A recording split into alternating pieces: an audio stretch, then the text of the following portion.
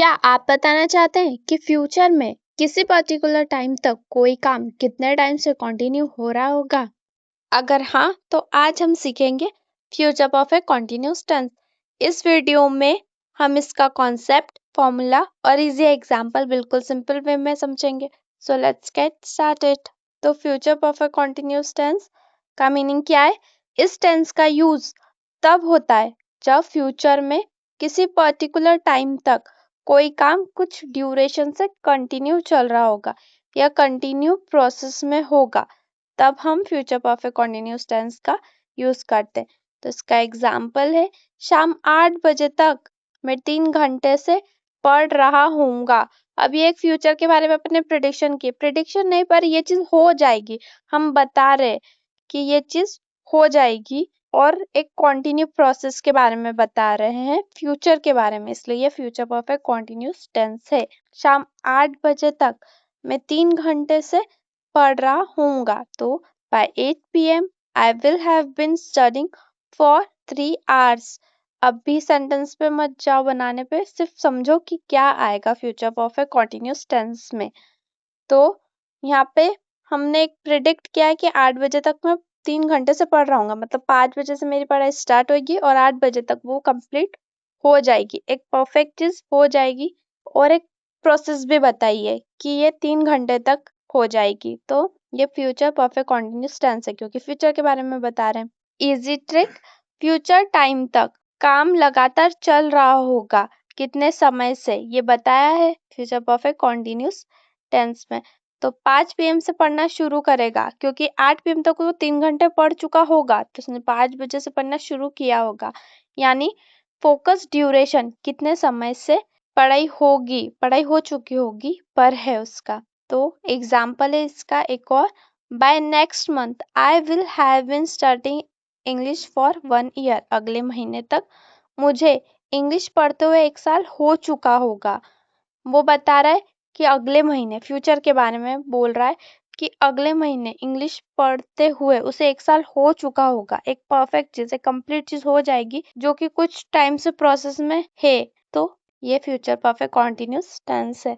Bye next month I will have been studying English for 1 year. तो इसमें हम since for का use करते हैं, ये ध्यान रखना, टाइम बताने के लिए। सिंस हम तब यूज करते हैं जब हमें स्टार्टिंग पॉइंट बताना हो, जैसे since morning, since Monday, since 2020। और फॉर हम तब यूज करेंगे जब हमें ड्यूरेशन बतानी हो, जैसे for 2 hours, for 5 years, for a long time. जैसे हमने इस एग्जाम्पल में भी बताया है कि 3 घंटे से पढ़ रहा हूँगा, तो यहाँ पे हमने फॉर का यूज किया है इंग्लिश में, फॉर 3 आवर्स। यहाँ पे हम सिंस फॉर का यूज करते हैं टाइम बताने के लिए। तो यहाँ पे ड्यूरेशन बताई थी इसलिए हमने फॉर का यूज किया है। तो इसका फॉर्मूला है पॉजिटिव सेंटेंस बनाने का, subject plus will have been plus verb में की फर्स्ट फॉर्म में आईएनजी यूज करेंगे ऑब्जेक्ट, और सिंस फॉर का यूज करेंगे टाइम बताने के लिए। नेगेटिव सेंटेंस भी वैसा ही रहेगा, बस विल नॉट हैव बीन हो जाएगा इसमें। तो subject plus will not have been plus verb की फर्स्ट फॉर्म प्लस आईएनजी लगेगा उसके साथ, क्योंकि कॉन्टिन्यू प्रोसेस बताते हैं सारे, जो भी कॉन्टिन्यू सेंटेंस रहते हैं हम उसमें आईएनजी यूज करते हैं। तो उसके साथ ऑब्जेक्ट, फिर सिंस फॉर का यूज टाइम बताने के लिए। इंट्रोगेटिव में भी वही है, बस हम विल से स्टार्ट करेंगे क्योंकि हम क्वेश्चन पूछ रहे हैं। तो will plus subject plus have been, verb की फर्स्ट फॉर्म के साथ आईएनजी, ऑब्जेक्ट और सिंस फॉर का यूज टाइम बताने के लिए। अब हम इस पे 10 पॉजिटिव, 10 नेगेटिव और 10 इंट्रोगेटिव सेंटेंसेस देखेंगे ये फॉर्मूला यूज करके। बहुत सिंपल है, बस हम यहाँ पे ये याद रखना कि जो फ्यूचर परफेक्ट कंटिन्यूअस टेंस होता है उसमें हम हमेशा विल हैव बीन यूज करते हैं, और नेगेटिव में विल नॉट हैव बीन हो जाएगा और इंट्रोगेटिव में विल से हम स्टार्ट करेंगे। बाकी सेम वही है, विल हैव बीन वर्ब की फर्स्ट फॉर्म के साथ आईएनजी, ऑब्जेक्ट और सिंस फॉर का यूज टाइम बताने के लिए। तो फटाफट हम सेंटेंसेस देखेंगे। तो 10 पॉजिटिव सेंटेंस देखेंगे पहले। फर्स्ट, मैं 2 घंटे से पढ़ रहा हूँगा। I will have been studying for 2 hours. तो यहाँ पे सब्जेक्ट आया, विल हैव बीन यूज हुआ, वर्ब में आईएनजी लगाया। 2 घंटे से हमें ड्यूरेशन बताइए तो हमने फॉर का यूज किया है, तो I will have been studying for 2 hours. अब सेकेंड है, वह सुबह से काम कर रही होगी। She will have been working since morning. तो यहाँ पे हमें बताया कि सुबह से कर रही होगी, तो फिर हम यहाँ पे since यूज करेंगे। स्टार्टिंग पॉइंट बताया है इसलिए she will have been working since morning. Third, वे 3 घंटे से क्रिकेट खेल रहे होंगे। They will have been playing cricket for 3 hours. Subject will have been, verb में ing, ऑब्जेक्ट और सिंस फॉर का यूज टाइम बताने के लिए। 3 आवर्स से ड्यूरेशन है इसलिए हमने फॉर यूज किया है। फोर्थ, वह 2020 से यहाँ रह रहा होगा। He will have been living here since 2020. He will have been living here since 2020. Fifth, हम 5 साल से इंग्लिश सीख रहे होंगे। We will have been learning English for 5 years. We will have been learning English for 5 years. Sixth, बच्चे 2 घंटे से खेल रहे होंगे। The children will have been playing for 2 hours. The children will have been playing for 2 hours. Seventh, मैं सुबह से तुम्हारा इंतजार कर रहा हूँगा। I will have been waiting for you since morning. I will have been waiting for you since morning. Eighth, वह 1 घंटे से खाना बना रही होगी। She will have been cooking for an hour. She will have been cooking for an hour. Ninth, तुम लंबे समय से मेहनत कर रहे होगे। You will have been working hard for a long time. You will have been working hard for a long time.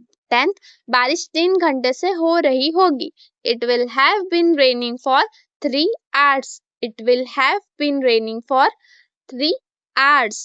अब 10 negative sentences देखेंगे। फर्स्ट, मैं 2 घंटे से नहीं पढ़ रहा हूँगा। I will not have been studying for 2 hours. I will not have been studying for 2 hours. Subject आया will not have been क्योंकि नेगेटिव है। वर्ब की फर्स्ट फॉर्म में ing लगाया, for या since का यूज किया टाइम बताने के लिए। अब सेकंड, वह सुबह से काम नहीं कर रही होगी। She will not have been working since morning. She will not have been working since morning. अब यहाँ पे हम कुछ नेगेटिव बोल रहे हैं जो कि है फ्यूचर परफेक्ट कॉन्टिन्यूस के बारे में, जैसे कि वह सुबह से काम नहीं कर रही होगी। मैं 2 घंटे से नहीं पढ़ रहा हूँगा, इसलिए हम will not have been use कर रहे हैं। थर्ड, वे 3 घंटे से क्रिकेट नहीं खेल रहे होंगे। They will not have been playing cricket for 3 hours. They will not have been playing cricket for 3 hours. Fourth, वह 2020 से यहाँ नहीं रह रहा होगा। He will not have been living here since 2020. He will not have been living here since 2020. Fifth, बच्चे 2 घंटे से नहीं खेल रहे होंगे। The children will not have been playing for 2 hours. The children will not have been playing for 2 hours. Sixth, मैं सुबह से तुम्हारा इंतजार नहीं कर रहा हूँगा। I will not have been waiting for you since morning. I will not have been waiting for you since morning. Seventh, हम 5 साल से इंग्लिश नहीं सीख रहे होंगे। We will not have been learning English for 5 years. We will not have been learning English for 5 years. 8, वह 1 घंटे से खाना नहीं बना रही होगी। She will not have been cooking for an hour. She will not have been cooking for an hour. 9, तुम लंबे समय से मेहनत नहीं कर रहे होगे। You will not have been working hard for a long time. You will not have been working hard for a long time. 10th, बारिश 3 घंटे से नहीं हो रही होगी। It will not have been raining for 3 hours. It will not have been raining for 3 hours. अब 10 interrogative sentences देखेंगे। तो फर्स्ट है, क्या तुम 2 घंटे से पढ़ रहे होगे? Will you have been studying for 2 hours? अब यहाँ पे हम क्वेश्चन पूछ रहे हैं तो हम will से स्टार्ट करेंगे। सब्जेक्ट have been, वर्ब की फर्स्ट फॉर्म के साथ ing, for और since का यूज टाइम बताने के लिए। तो will you have been studying for 2 hours? Second, क्या वह सुबह से काम कर रही होगी? Will she have been working since morning? Will she have been working since morning? Third, क्या वे 3 घंटे से क्रिकेट खेल रहे होंगे? Will they have been playing cricket for 3 hours? Will they have been playing cricket for 3 hours? Fourth, क्या वह 2020 से यहाँ रह रहा होगा? Will he have been living here since 2020? Will he have been living here since 2020? Fifth, क्या हम 5 साल से इंग्लिश सीख रहे होंगे? Will we have been learning English for 5 years? Will We have been learning English for 5 years. 6. क्या बच्चे 2 घंटे से खेल रहे होंगे? Will the children have been playing for 2 hours? Will the children have been playing for 2 hours? 7.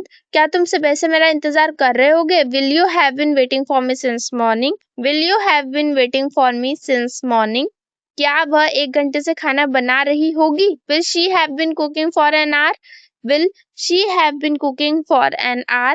अब 9th है, तुम कितने समय से मेहनत कर रहे होगे? तो यहाँ पे हम will से पहले how long यूज करेंगे, क्योंकि यहाँ पे WH फैमिली इसलिए यूज होगी, एक तो क्या से हमने क्वेश्चन नहीं पूछा है, तो मैंने बताया था ना कि अपन WH फैमिली यूज करते हैं इससे पहले वाले वीडियो में, पर वो एक शॉर्ट फॉर्म है याद रखने के लिए, पर इसका मीनिंग ऐसा होता है कि हमें हाँ या ना में क्वेश्चन नहीं पूछा है यहाँ, तुम कितने समय से मेहनत कर रहे होगे, तो फिर हम WH फैमिली यूज करेंगे, और WH फैमिली से ज्यादा क्योंकि यहाँ पे हमेशा टाइम की बात होती है इसलिए हम हाउ लॉन्ग यूज करेंगे, विल से पहले हाउ लॉन्ग यूज करेंगे। तो 9th है, तुम कितने समय से मेहनत कर रहे होगे? How long will you have been working hard? How long will you have been working hard? 10th, वह कितने समय से यहाँ रह रहा होगा? How long will he have been living here? How long will he have been living here? तो अब आपको फ्यूचर परफेक्ट कंटीन्यूअस टेंस का कॉन्सेप्ट, फॉर्मूला और एग्जांपल समझ आ गए होंगे। अगर वीडियो हेल्पफुल लगी हो तो लाइक करें, चैनल को सब्सक्राइब करें और ऐसे ही इजी इंग्लिश सीखने के लिए जुड़े रहिए। So keep smiling, keep learning, bye.